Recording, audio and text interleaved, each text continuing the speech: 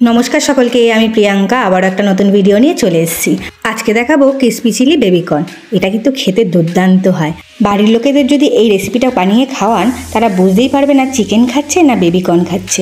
চলুন তাহলে রেসিপিটা শুরু করি। ফার্স্টেই কি করেছি, আমি কড়াইতে কিছুটা জল নিয়ে নিয়েছি। জলের মধ্যে দিয়ে দিয়েছি ওই বেবিকর্নগুলো ছোট ছোট করে কেটে। এটাকে ঢেকে ভালো করে সিদ্ধ করে নেব। এই বেবিকর্নের পকোড়া বলুন বা ক্রিসপি চিলি বেবিকর্ন বলুন, আমার তো খেতে খুব ভালো লাগে। আপনাদের কেমন লাগে অবশ্যই কিন্তু কমেন্টে জানাবেন। একদিন আপনাদের সাথে এই বেবিকর্নের পকোড়ারও রেসিপি শেয়ার আমি করব। কর্নগুলো প্রায় সেদ্ধ হয়েই গেছে। আমি এগুলোকে এবার কড়াই থেকে আস্তে আস্তে করে তুলে নেব।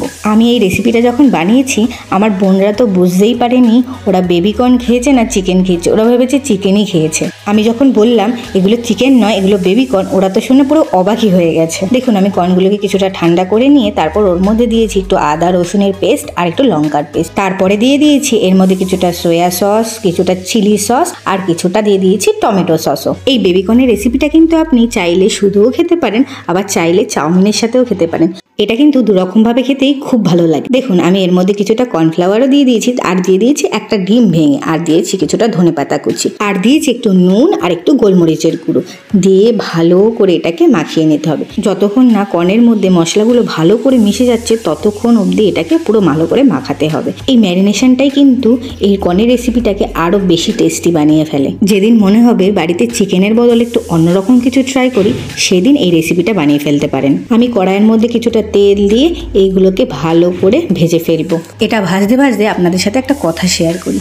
এই রান্নাটা কমপ্লিট করে যেই আমি আমার বাবার সামনে দিয়েছি যে খেয়ে দেখো তো কেমন হয়েছে, আমার বাবা বলছে কি এটা। আমি যে খেয়ে দেখো না, বুঝতে পারো কি না। বাবা ভেবেছে চিকেনের কিছু হয়তো। প্রথমে খেতেই চাইছিল না, বলছে ধর এই গরমে এইসব খেতে ভালো লাগছে না, আমি খাবো না। আমি বলছি তুমি একটাবার মুখে দিয়ে দেখো আগে খেতে ভালো লাগে কি না। তারপর দিয়েছি, এবার খাওয়া শুরু করেছে। খেতে খেতে আমি বললাম কেমন লাগছে, বলছে ভালোই তো লাগছে। আমি কি করেছি, আমি আবার রান্নাঘরে চলে গেছি। তারপর আবার আমাকে ডেকে বলে কি আমাকে আরেকটু দে তো। বোন আমি মা আর হেসে লুটোপুটি খাচ্ছে। আমি বললাম তুমি খেতেই চাইছিলে না, দেখো কেমন লাগে। বলে কি হ্যাঁ ভালোই লাগছে, বুঝতে পারিনি যে এতটা ভালো লাগবে খেতে।